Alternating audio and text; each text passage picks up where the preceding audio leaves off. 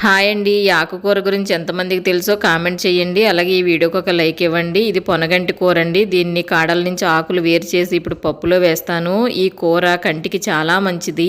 ఈ మధ్య కాలంలో చిన్న పిల్లలకు కూడా సైట్స్ వచ్చేసి స్పెట్స్ పెట్టుకోవాల్సి వస్తుంది. చాలా మంది పిల్లల్ని చూస్తున్నాను నేను. ఫస్ట్ క్లాస్ సెకండ్ క్లాస్ చదివే పిల్లలు కూడా స్పెట్స్ పెట్టుకుని వెళ్తున్నారు. చిన్న పిల్లలకైనా పెద్దవాళ్ళకైనా సైట్ వచ్చిన తర్వాత ఇంకేమీ చేయలేమండి. స్పెట్స్ పెట్టుకోవాల్సిందే జీవితాంతం.